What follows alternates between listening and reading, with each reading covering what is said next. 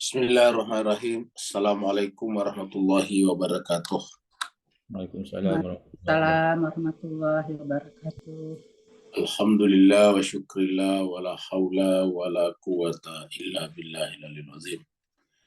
Asyhadu an la ilaha illallah wahdahu la syarikalah wa asyhadu anna Muhammadan abduhu wa rasuluh wa habibuhu wa khatamun nabiyyin wal mab'uts rahmatan lil alamin. Allahumma salli ala habibina wa syafina wa maulana Abil Qasim al-Mustafa Muhammad. Allahumma salli ala Muhammad wa ali Muhammad. Allahumma salli ala Muhammad wa ali Muhammad. Allahumma salli ala Muhammad wa ali Muhammad.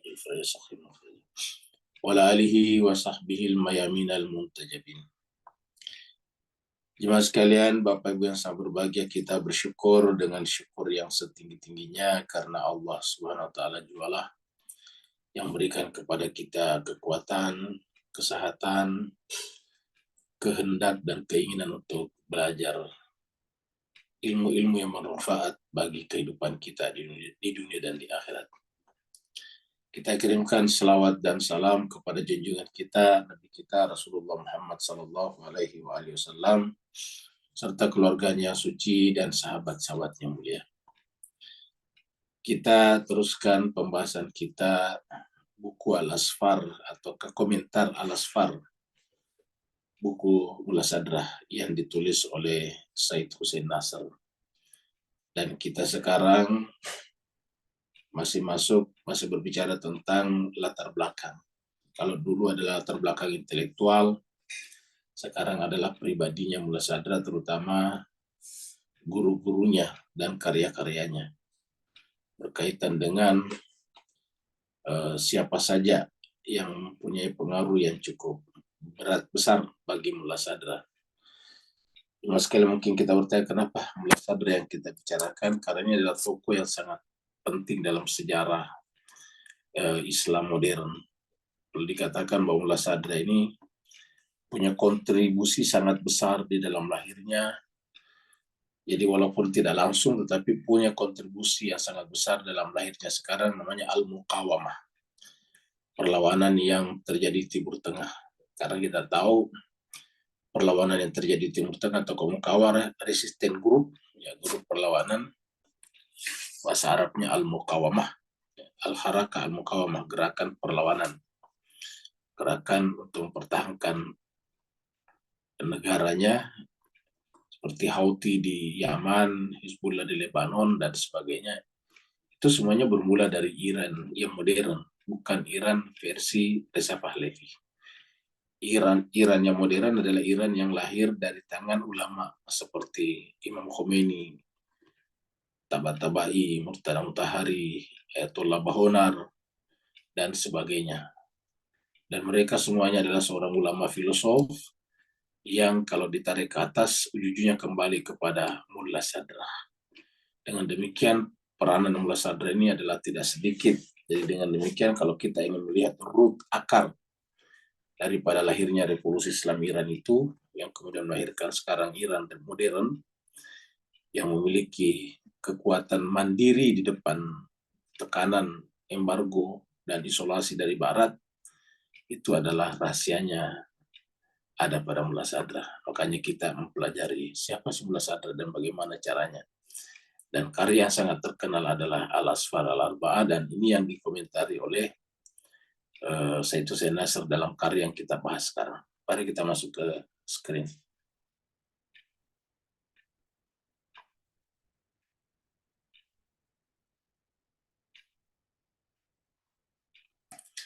Terakhir kita sampai di sini tanggal 3 Februari. Pembahasan kita di atas bicara tentang Mir Damad, ya. Mir Damad adalah salah satu guru yang sangat penting bagi Mullah Sadrah. Kita sudah sampaikan bahwa Mir itu singkatan dari Mirzah. Kalau di India diperpanjang Mirzah. Adalah gelaran atau predikat yang diberikan kepada orang yang dari pihak ibunya adalah keturunan daripada Fatimah Zahra, keturunan daripada Imam Hussein. Sedangkan ayahnya bukan, maka disebut dengan Mir. Kalau dia dari ayahnya disebut dengan Sayyid. Nah, kita sudah bahas sebelumnya bahwa guru yang paling besar pengaruhnya dalam diri Mullah Sadra adalah Mir Damad. Lalu kemudian Mir Damad ini juga ada seorang pemikir besar yang kita sudah lihat magnum opusnya yang terkenal adalah Al-Qabasat. Qabasat ini adalah obor. Juga adalah Al-Jazawat, nyala api unggun, yang semuanya ditulis dalam bahasa Persia. Nah, sekarang kita teruskan di sini. Jadi kita di sini adalah bicara tentang Mir Damad sebelumnya. Kesulitan yang ditemukan dalam meneliti karya-karya Mir Damad, jadi masih Mir Damad. Ya. Jadi kita masih bicara tentang Mir Damad. Jadi Mirza Damad. Ya. Memang relatif lebih besar jika dibandingkan dengan tulisan-tulisan muridnya Mullah Sadra. Jadi kesulitan yang ditemukan dalam meneliti karya-karya Mir Damad memang relatif lebih besar jika dibandingkan dengan tulisan muridnya Mullah Sadra.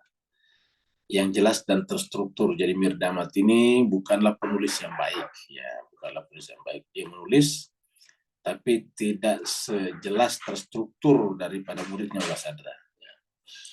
Jadi dikatakan konon sebelum memulai salah satu perjalanannya, Mir Damad meminta murid-muridnya untuk menulis sebuah risalah selama kepergiannya. Jadi ketika dia kembali dan membaca apa yang telah ditulis oleh Mullah Sadra, Mir Damad kemudian menangis. Jadi Mir Damad bepergian dalam banyak hal. Setiap dia pergi, dia minta murid-muridnya menulis risalah. Apa saja, ya, terutama berkaitan dengan pelajaran-pelajaran yang diterima dari Mir Damad. Nah, setelah kembali dari perjalanan itu, ya, dia membaca tulisan Mullah Sadra. Ya, kembali membaca apa yang ditulis oleh Mullah Sadra. Saat membaca tulisan Mullah Sadra, Mir Damad kemudian menangis. Seraya mengatakan bahwa dia sangat bahagia memiliki seorang murid seperti Mullah Sadra. Tetapi juga sekaligus sedih karena menyadari bahwa suatu saat nanti tulisan-tulisan Mullah Sadra akan menenggelamkan dan menggantikan tulisan-tulisannya sendiri. Ya, jadi tulisan-tulisan Mullah Sadra akan menggantikan tulisan-tulisan daripada Mir Damad sendiri. Kenapa? Karena lebih bagus dibaca, lebih enak, lebih terstruktur. Ya, jadi tulisan Mullah Sadra dianggap lebih bagus daripada tulisan Mir Damad. Ya, jadi lebih baik daripada tulisan Mir Damad. Jadi itulah yang menyebabkan dia gembira tapi bersedih. Dan ternyata sekarang kita pun lebih banyak mengenal Mullah Sadra daripada Mir Damad. Kalau Mir Damad karya-karyanya masih butuh, harus diedit, harus dipelajari, diteliti lebih dalam. Kalau Mullah Sadra kan gampang dibaca, ya. Jadi seperti itulah, ya. Sungguh ramalan ini benar. Jadi apa yang dikatakan oleh Mir Damad ternyata benar. Ya. Karena dalam waktu yang relatif singkat, penjelasan mendalam dari sang murid hampir menggantikan penjelasan sang guru yang telah membimbingnya. Jadi penjelasan mendalam daripada sang murid hampir menggantikan penjelasan sang guru. Ya, jadi inilah, ya, penjelasan mendalam daripada sang murid, ya, menggantikan penjelasan sang guru yang telah membimbingnya. Akan tetapi Mullah Sadra tetap menunjukkan dedikasinya yang serius terhadap gurunya. Jadi walaupun orang mengakui Mullah Sadra itu jauh sudah lebih mengatasi gurunya, tapi sebagai seorang murid tetap menunjukkan dedikasinya yang serius terhadap gurunya. Dan di dalam beberapa suratnya dia secara terang-terangan mengatakan bahwa dia sangat berutang budi kepada Mir Damad. Ya. Jadi dalam beberapa karyanya juga Mullah Sadra selalu menyebut Mir Damad. Ya. Artinya bahwa Mullah Sadra menjadi Mullah Sadra seperti yang kita kenal ya berkat gurunya adalah Mir Damad. Dan kita tahu bahwa guru utama dan pertama daripada Mullah Sadra adalah Mir Damad. Baru nanti yang berikutnya muncul seperti misalnya Syekh Bahauddin Amili. Ya. Syekh Bahauddin Amili biasanya dengan Syekh Bahai yang kita sebutkan kuburannya ada di Mashhad sana, di dalam kompleks kuburan Imam Ridho. yang dia seorang ulama dan sebagainya, nanti kita baca di bawah. Jadi itulah Mirdamat. Ini adalah guru yang paling paling berkesan bagi Mullah Sadra dan sekaligus boleh kata gudang pengetahuan pertamanya, ya. Jadi seperti itu. Faktanya Mullah Sadra hanya ingin memperlihatkan kerendah hatiannya di hadapan sang guru, bahkan setelah dia tidak lagi memerlukannya. Jadi bahwa sebetulnya Mullah Sadra sudah mandiri, sudah bisa membuat karyanya sendiri, dan penghormatannya kepada guru menunjukkan kerendah hatiannya. Nah, sekarang kita masuk pada yang berikutnya, Syekh Bahuddin Amili. Jadi tadi di atas ini adalah Mirdamat, ini tadi di atas. Ya. Sekarang kita masuk pada guru berikutnya, itu Syekh Bahuddin Amili. Syekh Bahuddin Amili. Jadi Syekh Bahuddin Amili, teman dekat dan teman hidup semasa, maksudnya semasa sewaktu, seperiod dengan Mirdamat. Jadi waktu Mirdamat menjadi gurunya Mullah Sadra, pada saat yang sama Syekh Bahuddin juga, artinya semasa, sama-sama hidup. Juga memiliki nilai penting yang sama bagi Mullah Sadra. Jadi ini Syekh Bahuddin Amili. Jadi kalau tadi Mir berarti dia adalah Mirza, kalau Sayyid berarti dia adalah turunan dari pihak ayah. Kalau Syekh bukan dari ayah, bukan dari ibu. Syekh Bahuddin Amili. Dan ini juga menunjukkan kepada kita bahwa seorang ilmuwan dia bisa belajar dari manapun juga. Baik itu adalah Sayyid, Mir, ataupun Syekh. Kita bisa belajar. Karena seperti kata Imam Ali, jangan melihat siapanya, tapi lihatlah apanya. Unzur ma qala wala tanzur man qala.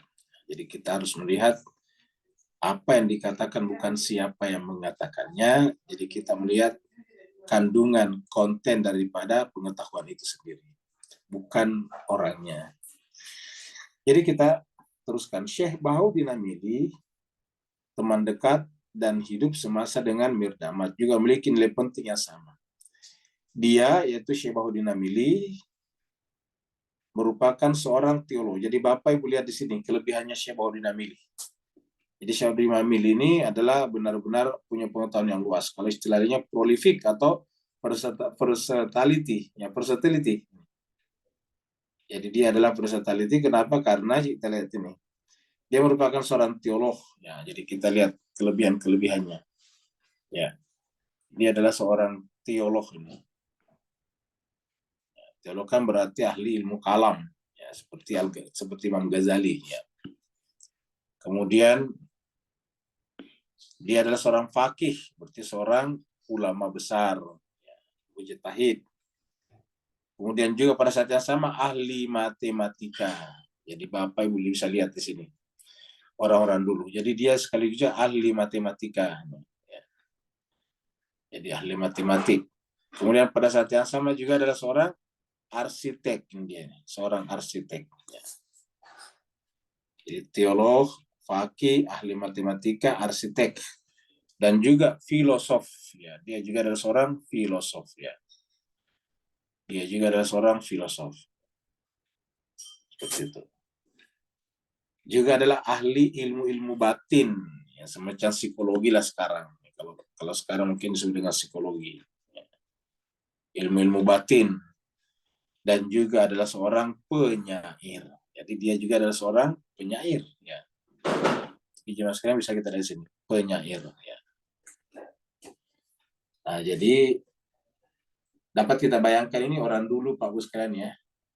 Ketika belum ada komputer, belum ada lampu listrik, belum ada pulpen seperti sekarang. Mereka belajar pakai dian, pakai pelita. Dia juga belajar ditulis tangan, pulpennya juga tidak seperti sekarang. Pulpennya dicelup-celupkan, dicelup-celup itu biasa di tinta, nanti kering, dicelup lagi, begitulah. Buku juga belum sebanyak sekarang, waktu itu belum ditemukan mesin cetak. Ya, tentu buku ditulis secara manual, secara tulisan tangan langsung. Kalau sekarang kan buku bisa diperbanyak dengan dicetak, mesin printing.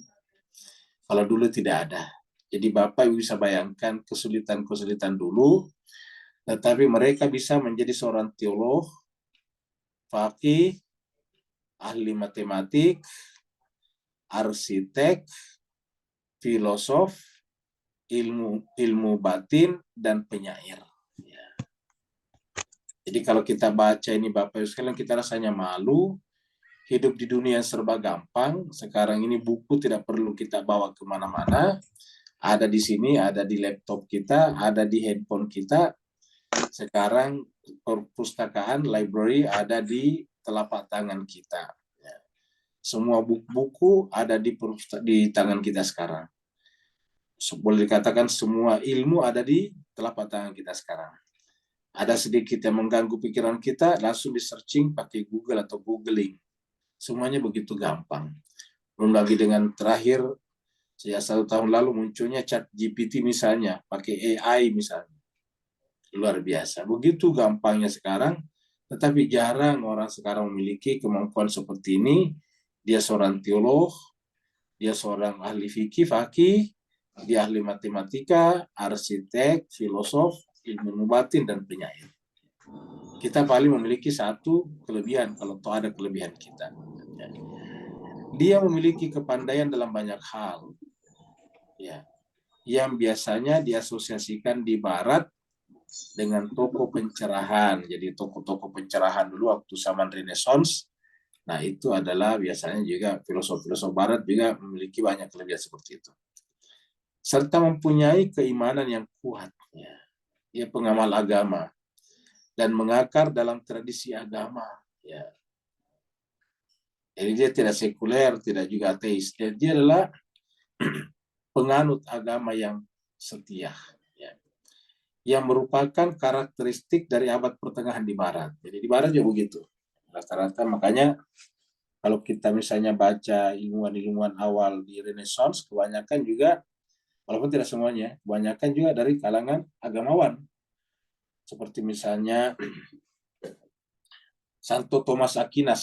Santo Thomas Aquinas itu seorang agawan tuh, pastor tuh. Ya, dia adalah uskup Santo Thomas Aquinas.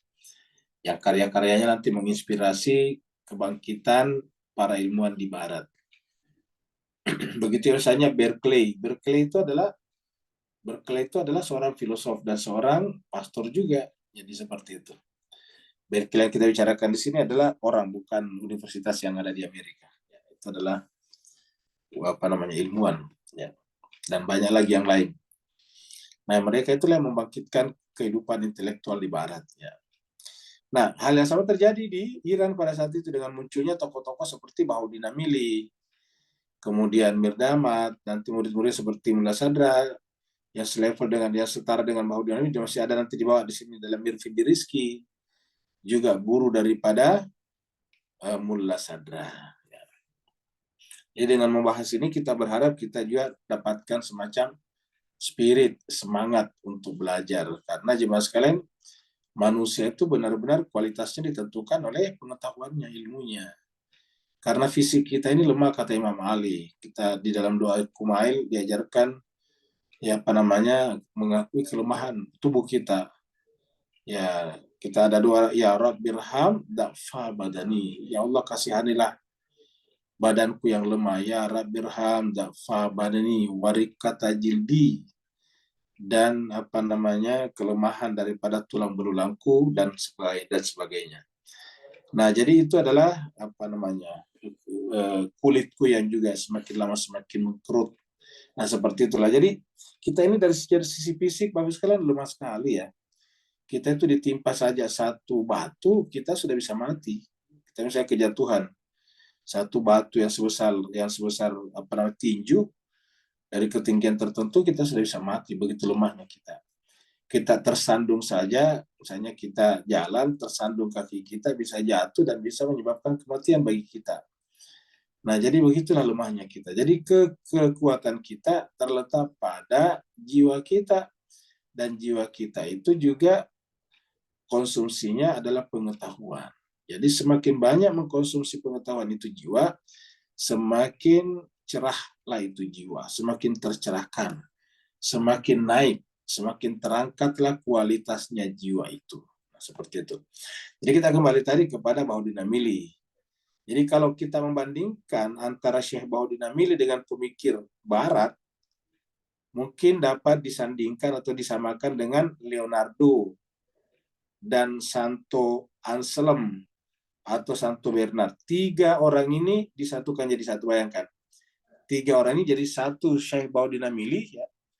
Tadi Syekh Bahodin Amili satu, ya kata ini yang mengatakan ini adalah Syekh Hussein Nasr penulis. Kalau dibandingkan, disamakan sama dengan satu orang Leonardo. Ya. Kemudian Santo Anselm ini. Kemudian Santo Bernard. Ya.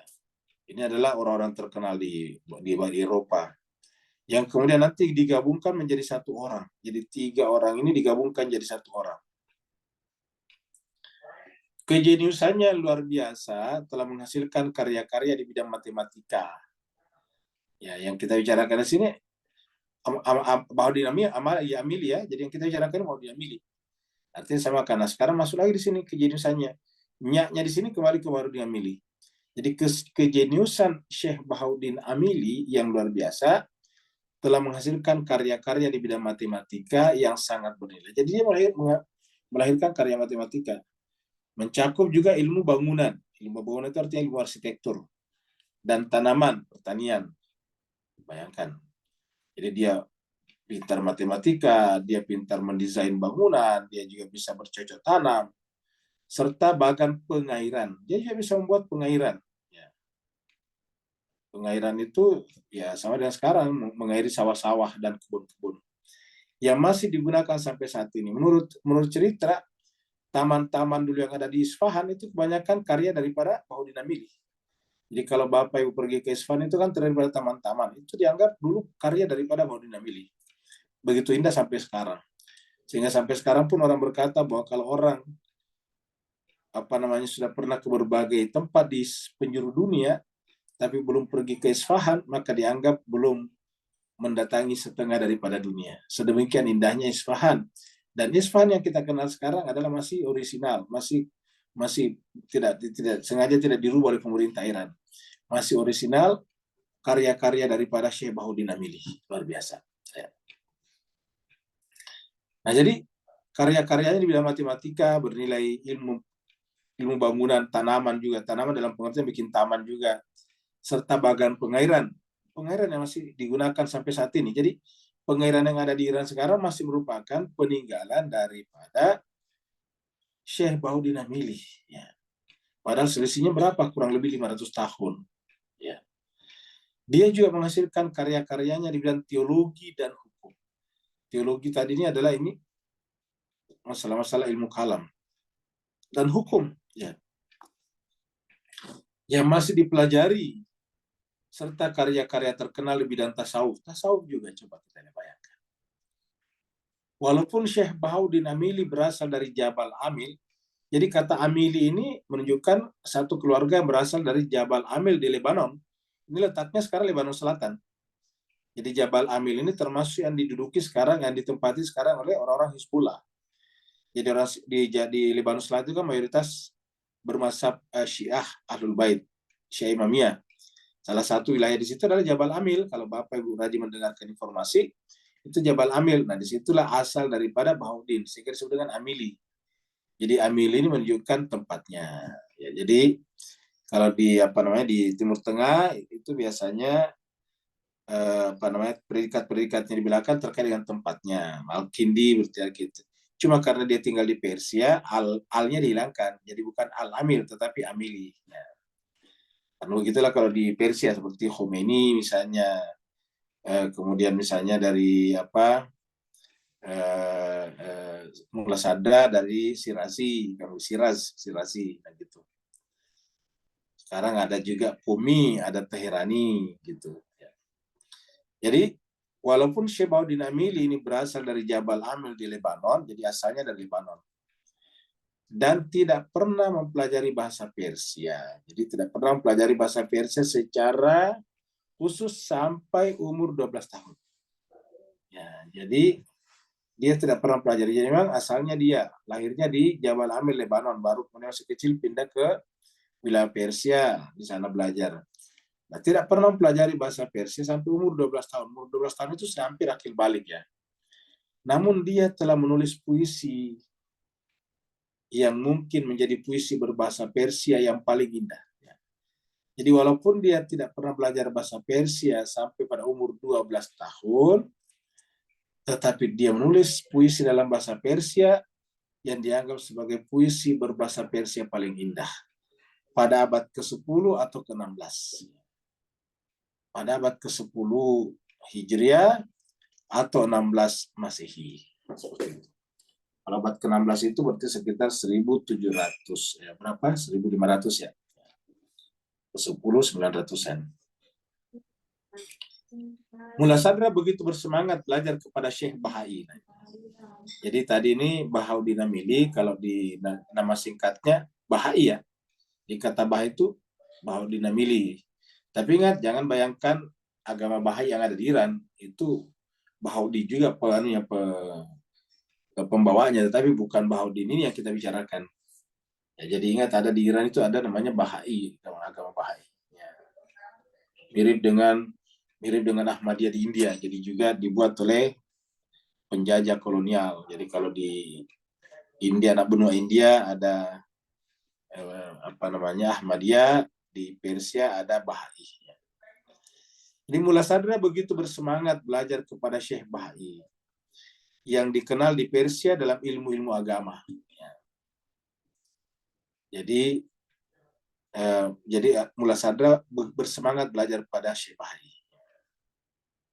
yang dikenal di Persia. Maksudnya Bahai ini terkenal di Persia dalam ilmu agama. Kalau bahasa Arab janganlah ditanya karena dia orang Arab, ini kan dari Lebanon tadinya. Adapun untuk ilmu-ilmu intelektual, jadi untuk ilmu agama belajar dari Bahai, dari Syekh Bahai. Jadi ini tadi Mullah Sadra, kalau berkaitan dengan ilmu agama ini, ya, belajarnya dari Syekh Bahai, ini dia. Tapi kalau untuk ilmu intelektual, Mullah Sadra lebih tertarik untuk belajar dari Mirdamat. Nah ini dia. Ilmu intelektual seperti tadi misalnya juga matematik. Tapi ingat, Bahai juga ahli matematik. Intelektual itu seperti mantik dan sebagainya. Ilmu intelektual. Ya. Jadi Mullah Sadra belajarnya dari Mirdamat. Ya. Nah, jadi Bapak Ibu sekalian, kalau kita belajar seperti ini, akhirnya kita juga, ya paling tidak semangat kita menyala kembali. Kita bersemangat. Kok orang yang hidup 500 tahun lebih tua dari kita, kok bisa? Sementara kita sekarang fasilitasnya jauh lebih mudah. Ya. Kita tinggal buka handphone, namanya saja handphone kita sekarang smartphone. Ya. Jadi alat telekomunikasi kita sekarang, handphone itu ada disebut dengan telepon seluler kita namanya smartphone. Kendati demikian, tak dapat dipungkiri bahwa Mullah Sadra sangat dipengaruhi oleh Syekh Bahai. Nah, itu. Jadi walaupun belajar ilmu intelektual kepada Mirdamat, tetapi tak bisa dipungkiri bahwa Mullah Sadra sangat dipengaruhi oleh Syekh Bahai dan kepribadiannya. Jadi Syekh Bahai ini yang punya pengaruh yang sangat besarnya di dalam kepribadian, membentukan kepribadian daripada Mullah Sadra. Kata kepribadian itu berarti Syekh Bahai ini adalah orang yang sangat tawadu, orangnya sederhana. Mirdamat juga begitu, tetapi lebih lagi daripada Syekh Bahai, khusus untuk masalah-masalah tasawuf irfan. Pasalnya dia adalah murid yang cepat tanggap, sementara karakter gurunya begitu dominan padanya. Gitu. Nah, jadi kita sudah dapat dua gurunya Mullah Sadra. Yang pertama adalah Mirdamat, yang kedua adalah Syekh Bahauddin Amili. Yang sekarang kita masuk yang ketiga, Mir Findirizki. Ini banyak tentunya, tapi ini yang kita bicarakan yang dominan saja ya. Ini adalah masuk kepada guru yang ketiga ya. Jadi ini adalah yang ketiga ini. Jadi Syekh Bahai tadi di atas ini adalah yang kedua, ini yang kedua. Ya. Bahauddin Amili. Yang kita bahas sebelumnya di atas ini adalah Mirdamat adalah yang pertama. Pertama gitu, ini adalah yang kedua ya. Syahrini Amili. Nah, ini sekarang yang ketiga adalah Vindi Rizky ini ya.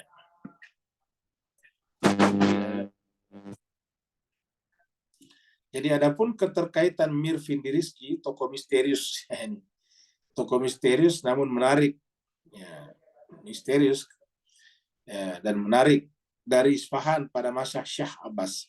Syah Abbas ini adalah raja atau khalifah di kekuasaan ataukah dinasti Safawi. Jadi tokoh misterius namun menarik dari Isfahan pada masa Syah Abbas. Syah Abbas. Ya, kalau Iran itu kan disebut dengan Syah Iran, raja. Dengan Mullah Sadra, jadi adapun keterkaitan antara Mir Vindi Rizky dengan Mullah Sadra jadi masih belum jelas. Jadi apa hubungan Vindi Rizky dengan Mullah Sadra masih belum jelas. Ya. Walaupun sesama dan berguru, tapi maksudnya dari sisi pengetahuannya. Diperlukan penelitian lanjutan untuk memastikan apakah memang Mullah Sadra pernah belajar kepadanya atau tidak. Ya. Mir Vindi Rizky, tapi selalu disebut dalam beberapa karya, dalam beberapa karya-karya intelektual berkaitan dengan Mullah Sadra.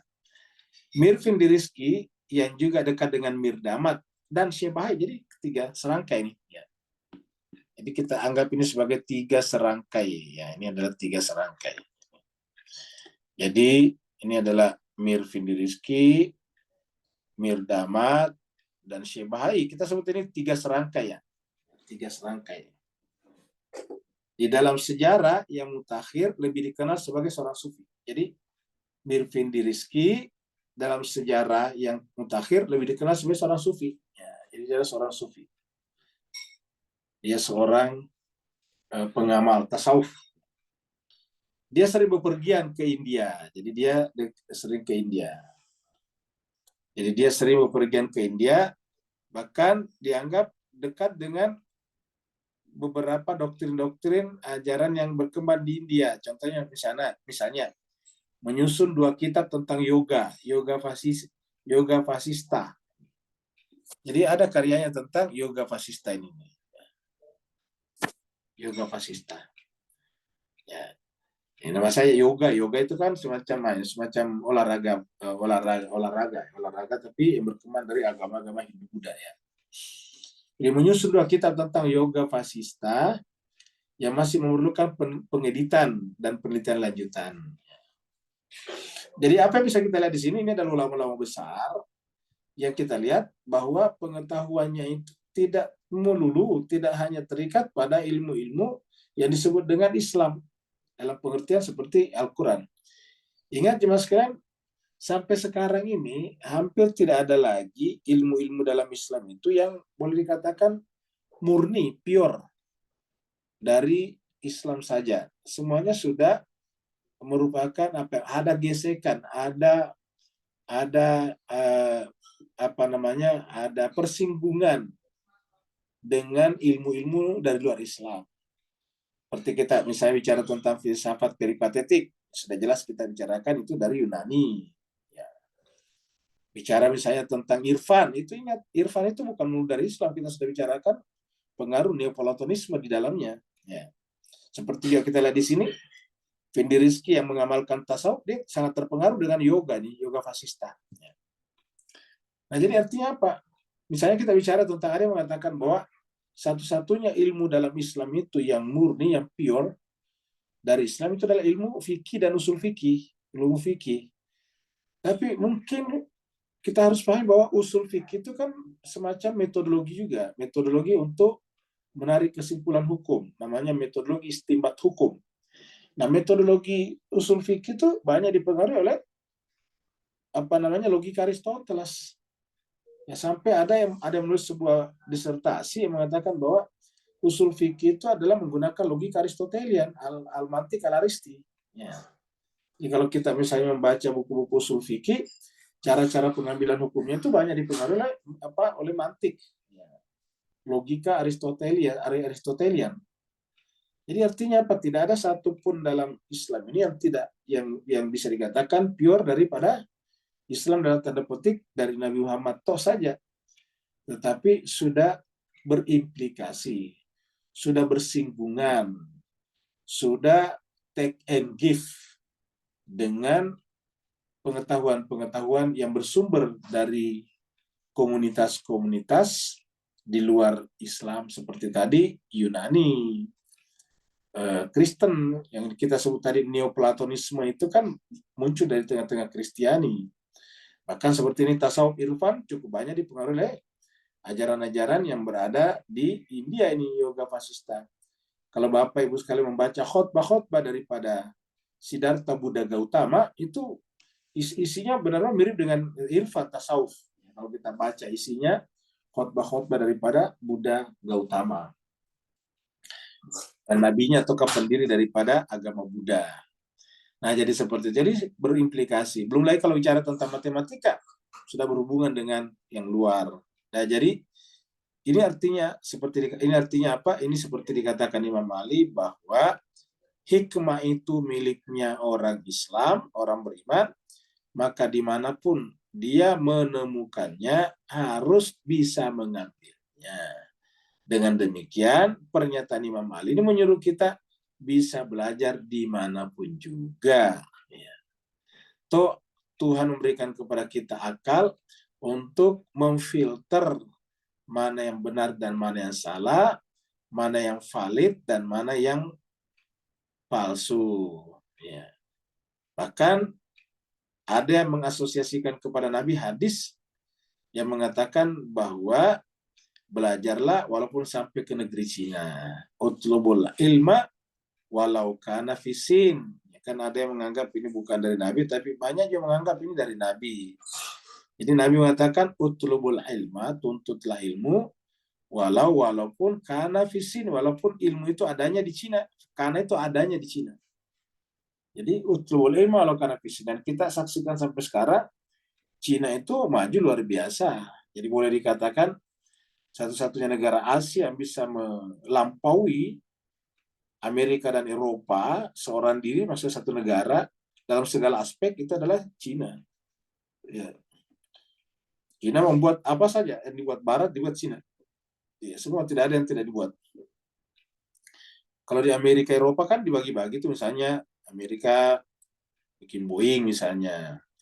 Kalau Airbus misalnya bagi antara Perancis dengan siapa, Jerman misalnya, dan seterusnya. Mobil juga begitu, kereta juga begitu di sana. Ada yang dibuat di Jerman misalnya, ada yang dibuat di Amerika. Nah, kalau di Cina semua dibuat. Bahkan kapal terakhir, Cina juga meluncurkan kapal pesiar termewahnya. Kapal pesiar terbaiknya. Cina juga bikin pesawat semacam Boeing tadinya, namanya CIC-19, ya, kalau tidak salah begitu namanya tuh. Ya, jadi Cina membuat segala-galanya. Jadi semuanya diblokir di barat, diblok di barat, tidak diberikan chips, dia bikin chips sendiri. Ya, begitulah. Nah, jadi kalau misalnya kata-kata utlubul ilma walau kana fisin itu diatributkan kepada Nabi, saya kira tidak salah juga, karena memang itu benar seperti itu. Nah, artinya bahwa kita bisa belajar dimanapun juga, dan kita tahu sampai sekarang Iran itu sendiri cukup terbantu dengan kemandirian dengan kemandirian Cina. Karena misalnya kita lihat bahwa Amerika, Eropa memblokade atau mengembargo Iran, tidak boleh berjualan kemana-mana. Semua negara yang berani membeli sesuatu dari Iran pasti akan disanksi. Nah, tetapi tidak bisa menyangsi seperti Cina, karena Cina negara merdeka juga, negara yang punya hak veto di PBB, di UN. Nah, dengan demikian, Iran menjual minyaknya kebanyakan dari Cina. Kebetulan pula Cina itu tidak punya sumber daya minyak, maka minyaknya dibeli dari Iran diantaranya, dan Cina punya kebutuhan minyak atau oil paling besar, karena penduduknya saja 1,5 miliar, 1.5 billion orang. Coba. 1,5 miliar orang penduduknya Cina. Dan negara ini negara yang sedang berkembang pesat. Dan dia membutuhkan energi yang begitu besar. Tertolonglah Cina dari sana. Iran di sana, termasuk juga dalam kerjasama teknologi, sains, itu adalah banyak dengan Cina. Jadi seperti itulah. Nah, jadi artinya apa? Kita bisa belajar dari manapun juga. Kembali tadinya. Jadi tentang Mirfindi Rizky bahwa dia cukup dekat dengan ajaran-ajaran yoga ini masih memerlukan pengeditan dan penelitian lanjutan. Menulis juga, Mirfindi Rizky juga menulis sebuah kasidah indah yang merangkum prinsip-prinsip irfan. Kasidah itu semacam lantunan-lantunan, syair yang dilantunkan. Jadi syair-syair yang dilantunkan dengan suara yang indah. Itu kasidah. Di kita di Asia Tenggara, di daerah-daerah Malaysia, Singapura, Thailand, Filipina Selatan sampai ke Indonesia, itu namanya kasidah. Itu adalah lagu-lagu padang pasir biasanya, lagu-lagu rohani, lagu-lagu Islami yang beraroma padang pasir. Ya.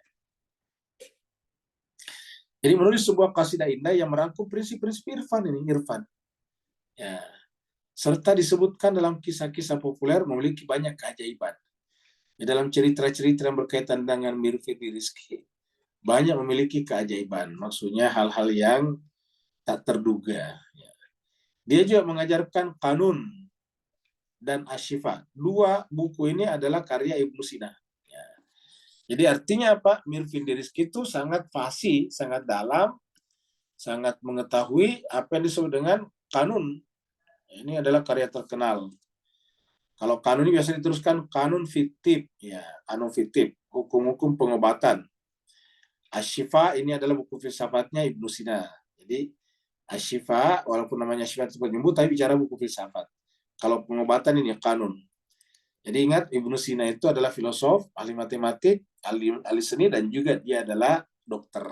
Seperti itu. Jadi dia juga mengajarkan kanun, buku kanun, dan buku Ashifanya Ibnu Sina di Isfahan. Seperti disinilah nanti ketemu irisannya dengan Mula Sadra, karena Mula Sadra adalah belajar dari manapun juga. Dan kebetulan Findi Rizky ini lah yang paling menguasai buku kanun dan sifatnya Ibnu Sina. Ya. Beberapa risalahnya yang dapat dijumpai saat ini berhubungan penting dengan ajaran-ajaran peripatetik. Nah, jadi Mirfindi Rizky ini, cuma sekalian tadi Findi Rizky ini ternyata sangat berhubungan dengan ajarannya peripatetik. Peripatetik ini adalah filsafat dari Socrates yang dibesarkan di Arab oleh Ibnu Sina. Ibnu Sina Avicenna. Peripatetik ini adalah filsafat dari Socrates, ya, filsafat Socrates. Jadi peripatetik itu artinya masyaiyah, jalan-jalan. Kenapa? Karena Socrates mengajar sambil berjalan-jalan, mengajari murid-muridnya. Jadi dengan ajaran-ajaran peripatetik dan menegasikan ide-ide yang secara spesifik dikaitkan dengan Mula Sadra. Jadi menegasikan ide-ide yang secara spesifik dikaitkan dengan Mula Sadra. Seperti ide mengenai keberadaan mandiri dari alam imajinasi. Mandiri imajinasi artinya agak berbeda dengan Mula Sadra, tapi artinya bahwa ini adalah memiliki kemampuan seperti itu. Dan ide mengenai gerakan transsubstansial ini kita nantinya jemaah sekalian, bahwa gerakan transsubstansial ini salah satu nanti bab penting dalam karya Mula Sadra, namanya Al-Haraka Al-Jauhariyah. Jadi salah satu nanti unsur penting dalam pembahasan kita tentang Mula Sadra adalah namanya gerakan substansial atau disebut dengan bahasa Arab Al-Haraka Al-Jauhariyah. Haraka adalah gerakan, Jauhariyah, jauhar adalah substansial. Jadi ada gerakan substansial. Jadi ada nanti gradasi wujud, ya, ada gradasi wujud, tashkik al-wujud, dan ada al-haraka al-jahriyah. Jadi itu nanti karya Mula Sadra. Tashkik al-wujud itu bahwa wujud itu bergradasi ke bawah seperti cahaya. Semakin jauh dari pusatnya, semakin redup. Itu namanya tashkik al-wujud. Itu adalah gradasi wujud. Jadi wujud nantinya tuh bergradasi ke bawah. Jadi boleh jadi Mirfindi Rizky mengajarkan filsafat peripatetik sambil pada saat yang sama menjalani kehidupannya sebagai seorang sufi. Jadi dia menjalani kehidupannya sebagai seorang sufi, ya, pada saat yang sama mengajarkan filsafat peripatetik. Ya.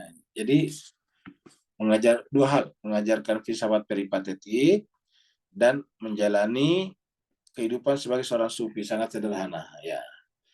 Dan ini saya kira bisa dipahami nih karena sufi ini sangat dekat tadi dengan itu pengamalan agama Buddha. Jadi kita tahu bahwa di Buddha itu orang-orang sucinya disebut dengan yang disebut dengan apa biku atau bikuni atau dipanggil biasanya bante itu adalah rata-rata menjalani kehidupan sederhana ya. Kalau di Islam kehidupan sufi kan karena mereka itu boleh dikata tidak lagi terpengaruh oleh kehidupan dunia. Kalau para para para bante itu atau para biku dan bikuni karena mereka kan pakaiannya itu saja, pakaian ihram, pakaian yang seperti kalau kita ihram ya. Dan begitu juga makannya sangat terbatas tiap hari, makanya Bapak Ibu tidak pernah menemukan seorang biku atau biksu atau biksuni atau bikuni yang gendut misalnya, mohon maaf ya. Nah, kebetulan kalau ada di antara Bapak Ibu yang gendut ya, itu tidak kita temukan itu bante yang gendut ya. Kenapa? Karena memang kehidupannya kehidupan seperti itu ya, terbatas. Saya dengarkan secara sepintas itu bahwa para bante itu makan sehari itu hanya sampai siang jam 12-an. Setelah itu nggak makan lagi, tidak boleh makan lagi sampai besok paginya. Paling boleh minum air putih saja, seperti itu. Ya, coba lihat pakaiannya cuma pakaian seperti itu. Kemudian makanannya sangat terbatas, tapi mereka banyak yang melakukan itu. Ya. Nah, dan katanya sufisme itu terpengaruh juga dari sana. Kita sampaikan tadi bahwa Irfan itu terpengaruh oleh seperti kalau kita lihat tadi ini yoga ini dan terpengaruh juga oleh kehidupan yang seperti Neoplatonis, Plotinus. Kalau Bapak Ibu searching di Google, Plotinus itu adalah seorang Kristiani yang kehidupannya sangat sufistik, ya, seperti itu. Ini makanya kita katakan itu sudah hasil interaksi dengan dunia luar. Ya. Di dalam beberapa kasus qasidah dan beberapa karyanya yang baru ditemukan di bidang alkemi. Jadi ada juga karyanya dalam bidang alkemi. Alkemi ini kimia. Ya. Jadi alkemi ini kalau sekarang di Indonesia kimia, alkemi ini ya chemistry ya kalau bahasa Inggrisnya. Tanpa menyebutkan beberapa karyanya tentang Hindu. Jadi ada tentang Hindu karena tadi dekat dengan Hindu. Karena tadi kita katakan sering sekali ke India. Ya. Jadi dia sering sekali bepergian ke India. Jadi dengan dunia pasti ada interaksinya dengan ajaran yang berkembang di India dan itu di sana Hindu dan Buddha. Ke arah timur sedikit adalah Buddha. Nah, jadi seperti itu. Jadi cukup dipengaruhi oleh itu semuanya. Jadi seperti itulah. Ya. Jadi ini adalah ada beberapa karya tentang agama Hindu. Ya. Dan ini semuanya sudah cukup mempertegas adanya sisi esoterik ya, di dalam dirinya. Sekaligus membenarkan anggapan yang menyatakan bahwa dia adalah seorang sufi terkemuka. Jadi dia adalah seorang sufi terkemuka. Ya. Jadi sufisme tidak atau esoterisme ini esoteris namanya. Ini. Esoteris itu sisi dalam, sisi batin, lawannya eksoteris ya. Kalau yang berkaitan dengan di luar eksoteris, seperti kalau fikih itu kan eksoteris. Kalau irfan itu adalah esoteris, ya esoterik. Jadi adapun sebagaimana yang diklaim oleh beberapa orang, bahwa Mullah Sadra mempelajari ide-ide tertentu dari Mir Findirizki dan bukan dari Mir Damat dan Syekh Bahai, adalah sangat susah dibuktikan kebenarannya. Jika kita merujuk kepada karya-karya Mir Findirizki yang bisa dijumpai saat ini. Jadi artinya apa? Berkaitan dengan masalah-masalah filsafat, nanti lebih banyak dipengaruhi oleh Syekh Mir Damat dan Syekh Bahai. Kalau Mir Findirizki lebih kepada tasawuf atau keirfannya. Ya, seperti itu. Namun, karena dalam Islam terdapat sudut pandang pemikiran yang berbeda-beda, dan bahwa pernah muncul tokoh-tokoh seperti Al-Farabi. Al-Farabi juga adalah filosof. Al-Farabi ini ada termasuk filosof pertama dalam Islam. Ya. Ada yang lebih tua dari Farabi, misalnya Al-Kindi. Ya. Dan Nasiruddin Tusi, kita sudah bahas juga Nasiruddin Tusi di atas. Ya. Yang mampu memosisikan diri mereka dan bahkan menulis karya-karya di dalam sudut pandang yang berbeda-beda tersebut. Jadi ada orang seperti Farabi, Tusi, yang bisa menulis karya-karya dalam sudut pandang yang berbeda-beda tersebut. Maksudnya dia prolific, dia banyak sekali kemampuannya. Maka kemungkinan yang sama juga dapat terjadi pada kasus Mir Firdiriski ini. Ya.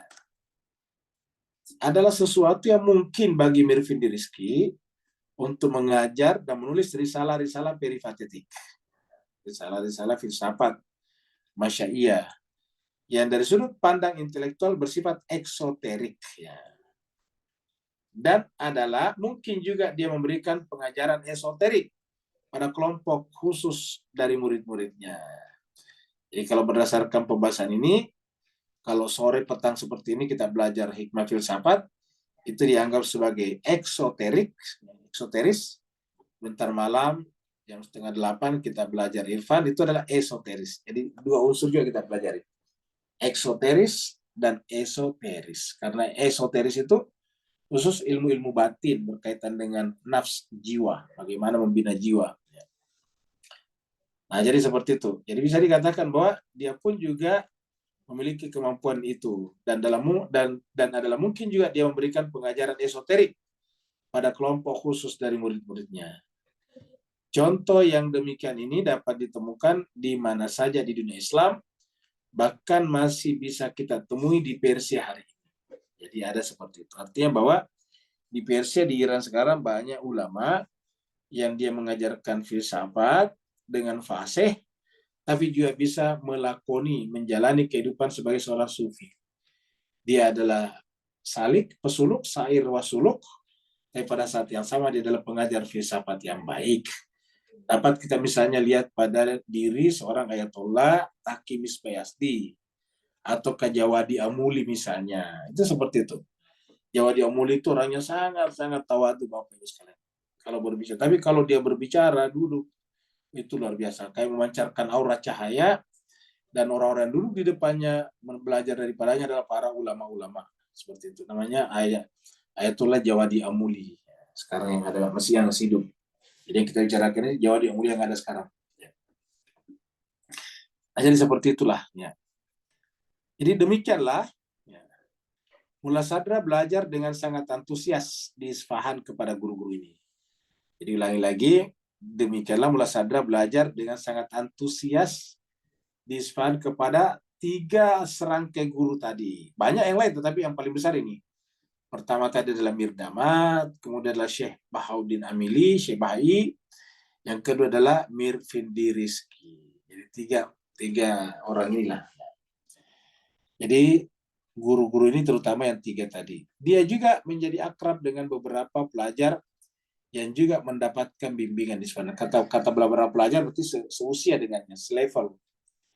Kalau yang namanya guru kan lebih tua, lebih di atas lah dari sisi umur daripada guru muridnya, yaitu Mullah Sadra. Jadi dia juga menjadi akrab dengan beberapa pelajar yang juga mendapatkan bimbingan di Isfahan.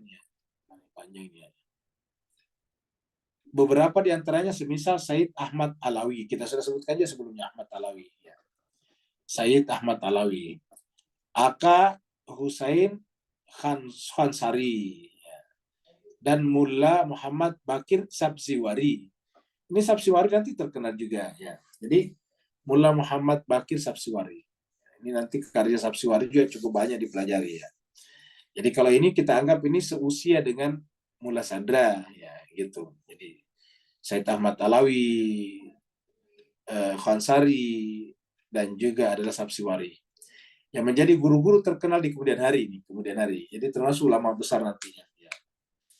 Tetapi namanya tetap tidak setara dengan Mullah Sadra. Mullah Sadra masih tetap di atas ya. Tapi ini adalah termasuk orang-orang yang sesama dengan Mullah Sadra dan dianggap sebagai teman diskusi sesama pelajar daripada Mullah Sadra kepada guru-guru yang kita sebutkan tadi, sama-sama murid daripada tadi, Mir Damad, Syekh Bahai, dan juga Mir Firdiriski. Mullah Sadra dengan segera menjadi pemikir paling terkenal dari mereka. Jadi di antara mereka ini, Mullah Sadra lah yang paling terkemuka. Dan mungkin menjadi tokoh yang dipuji-puji sekiranya dia memilih menetap di Isfahan. Akan tetapi, dia masih mencari dimensi lain di dalam perkembangan pemikiran dan kepribadiannya, sehingga akhirnya meninggalkan Isfahan. Artinya Mullah Sadra pada akhirnya meninggalkan Isfahan. Mungkin dia pikir semua yang diinginkan di Isfahan dia sudah dapat. Karena tadi sebelum datang ke Isfahan kan dia tinggal di Shiraz. Dan dia mendengarkan Isfahan itu kemudian menjadi tempat yang baru muncul, menjadi semacam magnet intelektual baru, yang menjadi kutub matahari baru di sana. Maka beliau Mullah Sadra datang ke sana dan berjumpalah dengan tokoh-tokoh utama di sana dan pelajar-pelajar terkenal seperti tadi yang kita sebutkan di sini. Nah, kemudian itu yang terjadi.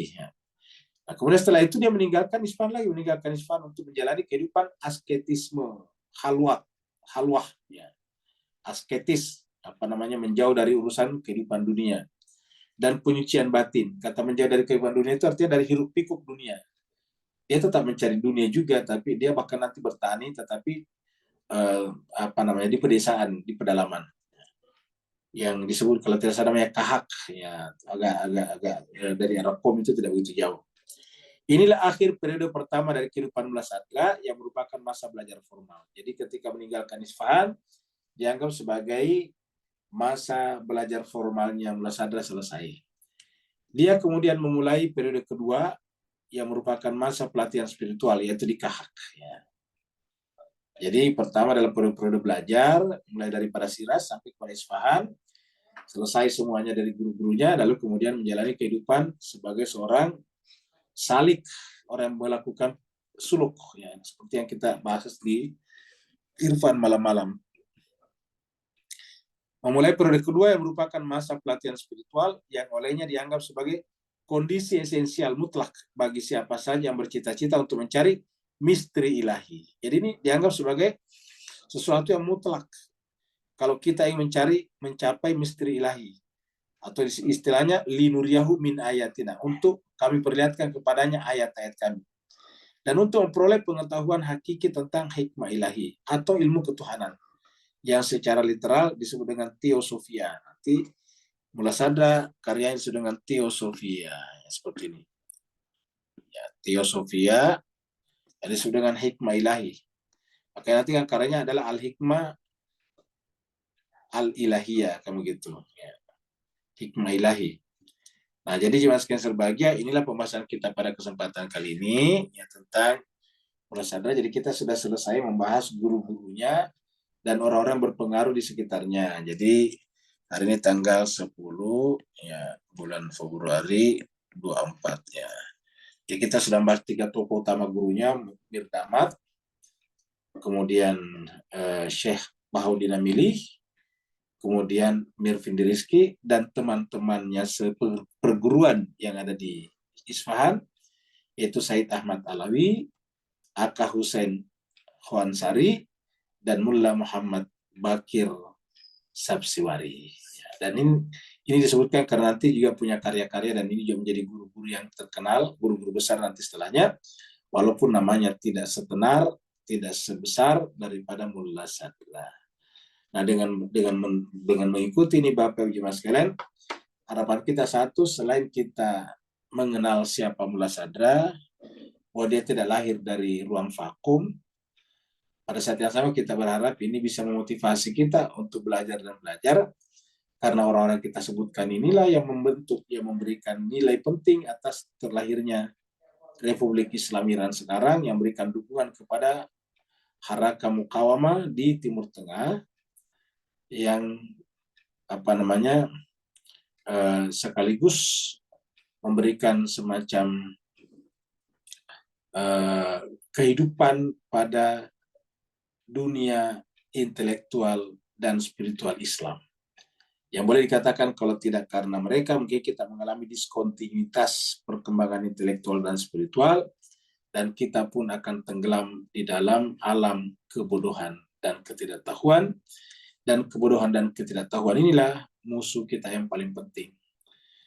Socrates pernah mengatakan bahwa the only good is knowledge, ataukah virtue kalau bahasanya dia. And the only evil is ignorance. Satu-satunya musuh kita ataukah setan kita adalah ketidaktahuan kita. Sama dengan kata-kata Imam Ali juga. Musuh kita adalah kebodohan kita sendiri. Itu sama dengan kata-kata Socrates juga. Socrates menyampaikan itu. Jadi dengan demikian, ketidaktahuan kita itu adalah musuh kita sebetulnya, musuh terbesar kita. Dan kebajikan atau kafarcu itu adalah pengetahuan, knowledge, hikmah. Dengan demikian, dengan kita belajar dan belajar, berarti kita berusaha untuk mengatasi musuh kita. Kalau kita tidak belajar, berarti kita membiarkan musuh kita menguasai diri kita, yaitu ketidaktahuan atau ignorance itu. Terima kasih banyak atas perhatian Bapak Ibu sekalian. Yang mau bertanya, dipersilakan dengan segala hormat. Waalaikumsalam. Waalaikumsalam warahmatullahi wabarakatuh. Silakan Pak Nur.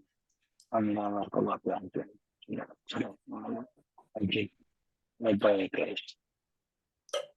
Beri satu bimbingan, dia kata secara teori, paling tidak adanya Isra' ilmu dan Mi'raj ilmu, sisi gabungan esoteris dengan esoteris tadi, antara berapa banyak peratus ilmu Nabi Musa yang eksoteris dengan dibandingkan ilmu esoteris Nabi Khidir, secara peratusan yang mungkin secara teori kalau boleh dibentangkan. Barakallahu fiik. Afwan. Baik, terima kasih banyak Pak Nur. Ini bagus ya. Jadi kita pindah ke sini dulu ya. Jadi kita sampaikan bahwa ilmu ini dibagi dua besar kalau dari versi pembahasan kita tadi ya. Jadi ilmu ini dibagi dua besar, ya, ilmu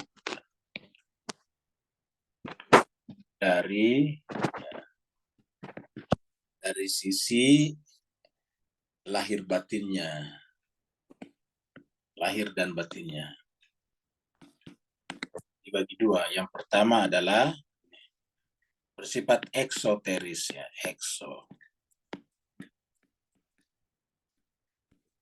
bahasa Inggris eksoterik ya. Jadi ini dari kata ex aja keluar, eksis di luar. Ya, sama kalau kita keluar tuh exist ya, exit itu kan keluar. Jadi eksoteris, jadi bagian luar. Yang kedua adalah esoteris ya. Esoteris. Jadi ini versi Indonesia eksoteris. Kalau versi bahasa Inggris eksoterik. Kalau di Malaysia mungkin pakai versi bahasa Inggrisnya eksoterik ya. Nah, jadi ekso dan eso. Ekso ini adalah lahirnya, ini batinnya. Nah, Nabi Muhammad kita ini ternyata memiliki dua perjalanan kalau kita lihat. Bukan hanya Isra, tapi juga Miraj. Jadi bisa kita katakan eksoteris ini adalah Isra-nya, ini Isra. Sedangkan esoteris adalah Mi'raj. Dari mana kita tahu? Karena eksoteris ini atau Isra ini kan ada tempat yang disebutkan. Tempat itu bisa dijamah, bisa dipegang, bisa dilihat. Yaitu dari Masjidil Haram yang ada di Mekah ke Masjidil Aqsa, itu kan eksoteris. Jadi ini yang pertama adalah minal Masjidil Haram ilal Masjidil Aqsa, kan begitu. Esoteris. Sedangkan kalau yang Mi'raj ini esoteris, nggak kelihatan, bukan tempat di bumi, tapi ila Sidratil Muntaha, kan begitu. Jadi perjalanan ke Sidratul Muntaha. Jadi kita lihat bahwa perjalanan manusia itu, jadi kita bisa katakan bahwa perjalanan manusia atau ke aspek pengetahuan manusia dianggap sempurna kalau mencakup dua-duanya. Ya, jadi kita dianggap sempurna seperti mana Nabi sempurna apabila dua-duanya. Jadi kita tidak bisa mengatakan eksoteris saja tanpa melakukan esoterik. Tidak bisa juga esoteris saja tanpa melakukan eksoteris. Kalau kita menggunakan bahasa yang sederhana, yang awam, sering ada yang mengatakan bahwa mana penting jilbab atau jiwa hati, kan gitu. Nah, sebetulnya bukan pilihan, ingat.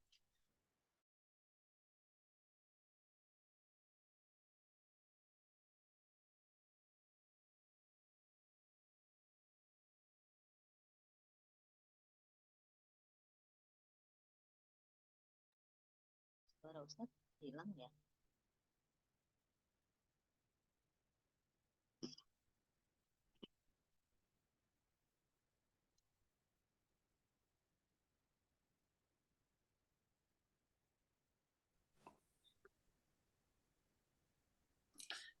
Bapak Ibu sekalian, mohon maaf ya tadi terpental ya, keluar, disconnect. Kita masuk lagi.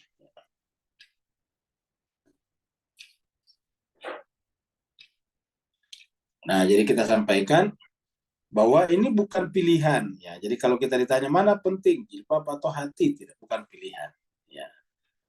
Mana penting salat atau akhlak? Ya, tidak bisa dipilih seperti itu ya. Akhlak itu dari esoterik, salat adalah kan juga yang salat itu. Bagian salat itu eksoterik. Kenapa? Karena kelihatan. Itu kan salat itu ada gerakannya, gerakan kelihatan. Tapi akhlak itu kan dari hati menjadi perbuatan. Nah, itu ya. Jadi bukan pilihan. Ya, jadi dua-duanya harus dilakukan seperti Nabi tunjukkan. Nabi itu di dalam Al-Quran, di dalam hadis dikatakan dia adalah menyempurnakan akhlak. Innama buistu liutami mamakarim Allah. Ke sini, tapi pada saat yang sama Nabi kalau beribadah betisnya sampai bengkak-bengkak. Bayangkan. Jadi kalau Nabi beribadah betiknya bengkak-bengkak, tetapi dia juga memiliki akhlak yang mulia. Bahkan Al-Quran memujinya dengan kata-kata wa innaka la'ala khuluqin azim. Sesungguhnya kaum Muhammad memiliki akhlak yang mulia. Jadi dua-duanya. Jadi yang namanya perjalanan itu harus dua-duanya, harus kita Isra dan Mi'raj sekaligus. Tidak boleh memilih Isra-nya saja atau Mi'raj-nya saja. Jadi kita artikan Isra ini adalah perjalanan lahiriah. Di sini kita berjumpa dengan orang-orang, berinteraksi, membangun kehidupan, memperjuangkan orang tertindas, membela orang-orang yang lemah di sini. Ya, kita menasihati orang-orang yang angkuh, arogan. Sementara di sini kita menunjukkan gaya hidup yang sederhana dan humble. Nah, itu dua-duanya harus kita lakukan. Di sini adalah kita tunjukkan kedekatan kita dengan Tuhan. Tapi di sini kita menunjukkan bahwa kita tetap beraktivitas, kita membantu negara kita, kerajaan atau pemerintah kita mengatur negara masing-masing seperti itu. Jadi kita tidak boleh karena kita esoteris lalu kita melanggar aturan negara, tidak boleh. Kita tidak boleh melanggar aturan negara ya karena harus eksoterik. Tapi pada saat yang sama ketaatan kita kepada negara tidak lantas membuat ketaatan kita kepada Tuhan menjadi runtuh. Nah, seperti itu. Ketaatan kepada Tuhan harus sejalan dengan ketaatan kita kepada negara. Seperti Nabi Ibrahim dalam doanya dikatakan Rabbi ja'al hadzal balada amina wajnubni wa baniya an na'budal asnam. Yang pertama itu adalah eksoterisnya. Jadi kalau negeriku aman dan jauhkanlah aku dan anak cucuku dari menyembah berhala. Nah, itu dua. Ya, kalau kita lihat itu doanya Nabi Ibrahim ya, Bapak sekalian. Kita lihat doanya Nabi Ibrahim di sini. Mana nih? Ya, kita buka dulu ayatnya biar kita lihat bahwa Nabi Ibrahim itu berdoa seperti itu ya. Kita lihat di sini di Quran ya. Nah, kita buka doanya Nabi Ibrahim surat Ibrahim ya, surat 14. Ayatnya 35. Ya, ini doa Ibrahim, kita besarkan dulu sedikit ya. Ibrahim berdoa, wa qala Ibrahim, dan ingatlah tatkala Nabi Ibrahim berdoa, Rabbi wahai Tuhanku, ija'al hadzal balada amina. Wahai Tuhanku, jadikanlah negeri ini aman. Nah, ini kan kita anggap ini urusan esoterik karena menjaga keamanan negara. Kita semuanya harus mematuhi undang-undang peraturan negara kita masing-masing. Ya, kita ini orang Indonesia kalau ke Singapura harus menghormati, menjunjung tinggi peraturan perundang-undangan yang berlaku di Singapura. Begitu juga ikhwan akhwat kita dari Singapura kalau ke Indonesia atau ke Malaysia harus menghormati juga, menjunjung tinggi aturan-aturan perundang-undangan yang berlaku di Malaysia dan Singapura, di Indonesia. Seperti itulah. Nah, jadi kita tidak boleh melakukan pelanggaran-pelanggaran. Jadi Rabbi ja'al hadzal balada amina. Jadi kalau negeri ini aman, kita artikan ini sebagai eksoteris karena negara aman. Kemudian wajnubni, jauhkanlah aku, wabaniya dan anak keturunanku. Dari mana? Anak budal asnam, ini menyembah berhala. Jadi tidak boleh ada berhala dalam jiwa. Yang namanya menyembah berhala kan di hati. Tidak boleh ada dualisme, dualitas. Tidak boleh ada duality di dalam jiwa kita. Di dalam hati kita hanya satu, yaitu Allah Subhanahu wa taala. Jadi ini adalah esoteriknya, ini adalah eksoterisnya. Dan ini juga ditunjukkan kembali Nabi Ibrahim pada doanya di surat Al-Baqarah. Surat Al-Baqarah itu adalah surat yang kedua, ayat 126. Sorry, kejauhan. Ya. 126. Ini dia. Sama wa qala Ibrahim. Ini tadi Surat Ibrahim ini surat Al-Baqarah ini. Wa idh qala Ibrahim, dan ingatlah ketika Nabi Ibrahim berdoa. Apa doanya? Rabbi wa Tuhanku, ij'al hadza balada amina. Jadi kala negeri ini negeri yang aman, warzuq ahlahu minats tsamarat, dan berikanlah rezeki kepada penduduknya dari berbagai macam buah-buahan, kebutuhan-kebutuhan sehari-hari. Baru ini adalah kita anggap sebagai eksoteris, tapi ada kata man amana minhum billahi wal yaumil akhir. Nah, kata-kata man amana minhum billahi wal yaumil akhir adalah esoteriknya. Jadi kita lihat selalu Nabi Ibrahim eksoterik dan esoterik. Makanya kita lihat ini ditunjukkan luar biasa dengan Iran. Iran itu adalah pengamal irfan, mereka adalah pembaca doa yang paling indah kalau kita dengarkan suaranya, dan rajin malam Selasa malam, Rabu malam, Kamis malam atau malam Jumat. Berbagai macam peristiwa selalu baca doa, ada doa macam-macam ya. Ada doa mujir, ada doa alinadian, macam-macam. Ada doa Arafah, wah banyak sekali lah kalau doa-doa. Tapi pada saat yang sama kita lihat Iran maju dalam bidang kedokteran, nanoteknologinya berkembang, satelitnya berkembang, teknologi persenjataannya nuklirnya berkembang. Jadi seperti itu. Jadi zahir dan batin. Nah, harusnya kita juga jemaah sekalian yang ada di Asia Tenggara ini, Muslim di Asia Tenggara, Indonesia, Malaysia, Singapura, kita usahakan juga tunjukkan seperti ini.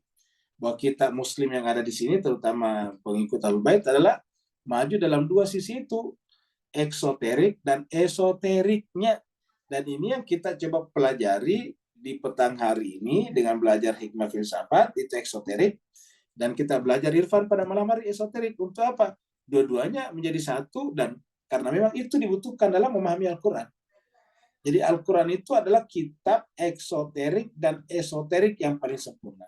Kita ulangi lagi, Al-Quran adalah merupakan buku, kitab, ajaran, sumber, source, ilmu, pengetahuan, eksoterik dan esoterik yang paling sempurna. Seperti itulah. Dan di dalam Al-Quran, Nabi-Nabi juga diajarkan seperti ini. Nabi Nuh misalnya, ketika membuat perahu di atas gunung, itu adalah eksoterik. Ya. Eksoterik. Ya. Tetapi ketika dia melakukan itu untuk menghindari azab, nah itu adalah esoteriknya. Hal yang sama terjadi pada Nabi-Nabi yang lain, seperti Nabi Yunus, Nabi Ayub, dan terakhir yang ditanyakan tadi Pak Nur adalah Nabi Musa alaihissalam. Nabi Musa alaihissalam ketika dibesarkan di dalam istana Fir'aun, kita sebut itu adalah proses perkembangan eksoteriknya. Dan ketika kemudian berjumpa dengan Nabi Khidir dalam perjalanannya ke Madian itu, kita sebut itu adalah masa era perkembangan esoteriknya.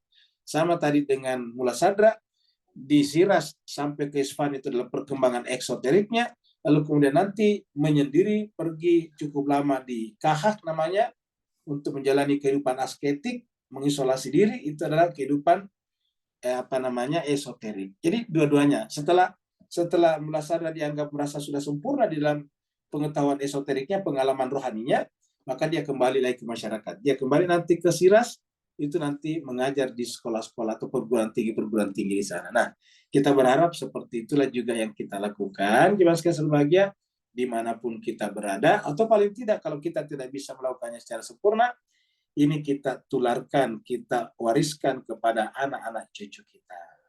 Berikutnya lagi. Kalau tidak ada Pak sekalian, berarti kita akhiri sampai di sini. Terima kasih banyak atas perhatian Bapak Ibu semuanya. Mohon maaf atas segala kekurangan.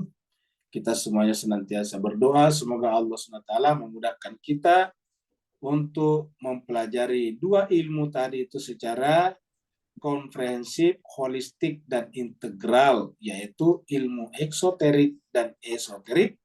Sehingga secara zahir kita adalah maju, dan secara batin kita terikat hatinya dengan Rabbul Alamin. Terima kasih banyak. Wa'alafu minkum. Wassalamualaikum warahmatullahi taala wabarakatuh.